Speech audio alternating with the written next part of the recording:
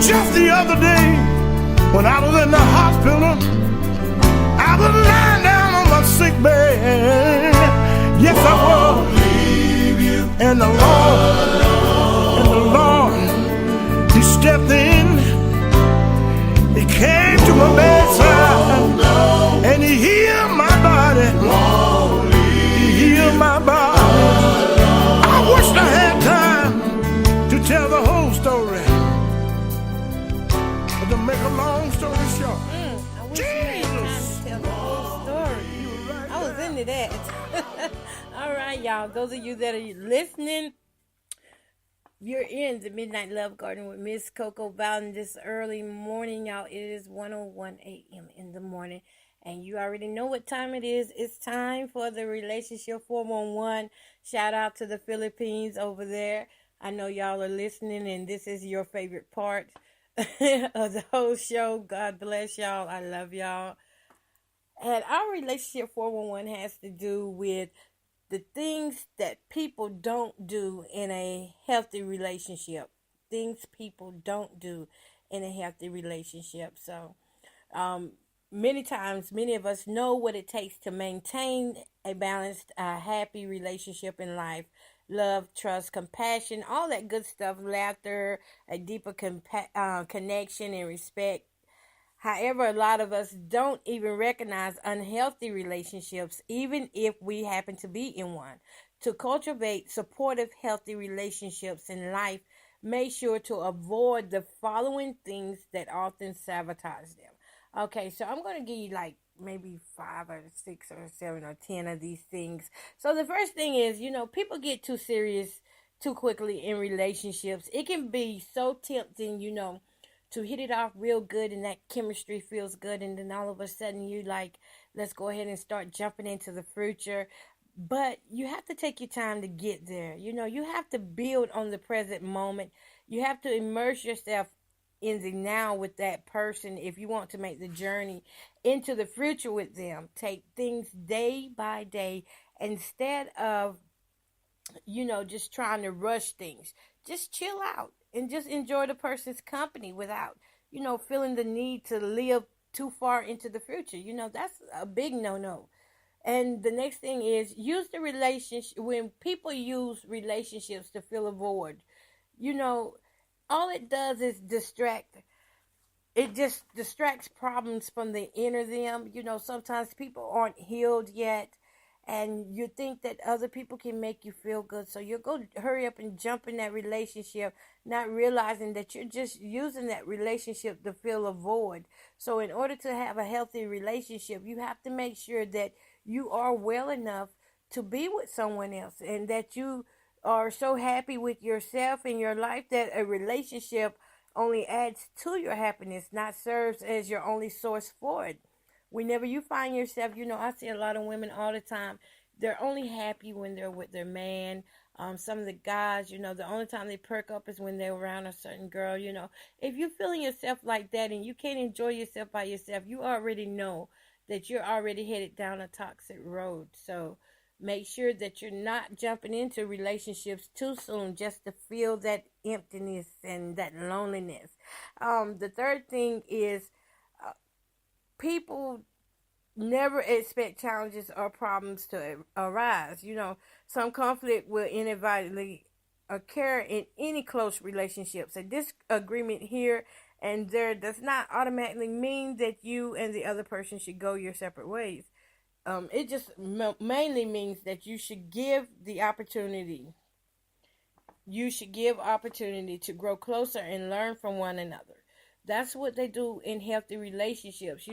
Just because you have a little spat here and there, that's not the time to jump up and run and go get in a relationship with somebody else, or call yourself cheating, or do spiteful things. Do something because someone did something to you. That's not how you maintain or keep a healthy relationship. You have to grow through it together. And that's a beautiful thing whenever you can see couples sitting around and working out their issues together. Okay, the next thing that I lost my notes, y'all. The next thing that people don't do in a healthy relationship is they don't let fear of getting hurt overwhelm them. Because, we've all been hurt in some way or another, but in the end, love will always prevail. I'm telling y'all it will. I'm telling you it will. No matter what, love will win every time. If you really feel a connection with someone, see where it leads rather than cutting them off due to past pain. We have a lot of people who are still hurting from the past, and so when someone does come to them with love, the first thing they want to do is reject it. They want to reject it, but they do feel the connection to the person that they're with, but they're trying to keep from getting connected or feeling any closer due to that pain from the past. So when you hold back, you halt any progression that the relationship might make. Healthy relationships require openness and vulnerability in order to last in the long run. The fifth thing is withholding the truth. In healthy relationships, when asked about the most important quality a person can possess, most people quickly say trust. If two people don't have that, the foundation of the relationship will quickly crumble once the truth finally comes to the surface. Healthy relationships require two people committed to sharing their darkest secrets and most authentic self, no matter what.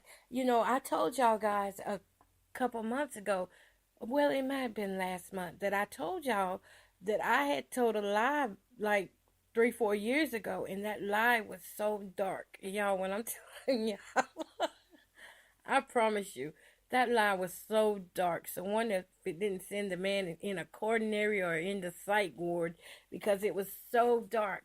But once I realized that that lie was still hanging over my head, I went back and I told him I'm sorry. And I asked him for his forgiveness, and I told him what the lie was, which he had no clue what the lie was.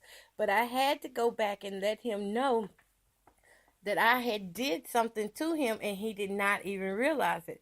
And so we didn't fall apart. To this day, we are still talking as friends, and it's like, actually, it's kind of like our friendship got even better. Really, our friendship got better. We never even went our separate ways. We just didn't get in a relationship, but we remained friends. So don't be afraid to tell the truth to someone that you know that you really care about, especially those of you that are married. A marriage should have no secrets at all. I don't care what people say. Don't listen to people. Your marriage should have no secrets at all because you are one. If something happens to one of you, guess what? It happens to the other one too. Whether you know about it or not, your significant other can pick up on it. Amen. All right. So the sixth thing is expressing fake feelings. Telling a person you don't feel the same way can cause discomfort, especially if the other person really likes you. Don't ever feel wrong for letting them down. Being honest with them, no matter how they react, will allow them to move on without getting too heavily invested in the relationship in the first place. So in order to even keep a healthy friendship, you got to be honest about how you feel, about somebody. Don't express fake feelings. If you don't like it, then, just say that you don't like it. If you don't want to go somewhere, say that you don't want to go somewhere. You ain't got to be nasty about it, but at least let them know your side of things, your point of view. Okay? The seventh thing is repressing their best self. If you don't show other people your authentic nature, and I cannot say this enough, they will never get the opportunity to know the real you. By letting your inner light shine through, you will just feel more alive and can better gauge the connection between you and the other person, and that helps to make a healthy relationship. And the reason I started laughing a little bit on that is because the lie I told was not being my authentic self. I was not being my authentic self. As you can see, I love to laugh and I'm a joyful person. So I tried to play like I was this serious person and that, I was just always gonna be on point about this and the point about that, and I wasn't letting the guy in that, hey, I'm really goofy, like I'm kind of goofy and I'm silly, and And I just don't take life as serious as most people do, because I've been on that serious side where I had no laughter, I had no joy, and so I didn't know how he would respond to me being so bubbly all the time. And it's not that, I'm weird or anything. It's just that once you've been down and the Lord brings you out of your darkness and you are free, you can't help but, just enjoy yourself. So I lied about who I was. So respect, you got to respect that honesty thing. So you can't be having these fake feelings going around, and you just can't do it. It's just wrong, and it's not going to work out. Eventually, whatever kind of light you got in you, whether you got light or you got darkness in you, eventually, if that person stays with you long enough, your true colors are going to shine through. On the real, your true colors are going to shine through. So you might as well be your best self, which is you. Only you. All right, so just be your best self that you can be. If you know that you belch and you don't have like little manners. Some relationships, people don't have manners. Once they get to know each other, they start belching and breaking gas and everything. Well, at least maybe y'all can work on that together. Maybe they ain't got no manners either. Okay, the number 8 thing is waiting for another person to approve who you are. Oh my God, there are so many people out here now that are seeking validation. When I look on Facebook and I see so many people just really looking so needy, and they don't even realize that they look really needy, and that's why they keep attracting bad men and bad women, and that's why some of them can't even stay in a healthy relationship, because they're waiting for another person to approve who they are. No one needs approval to simply be themselves.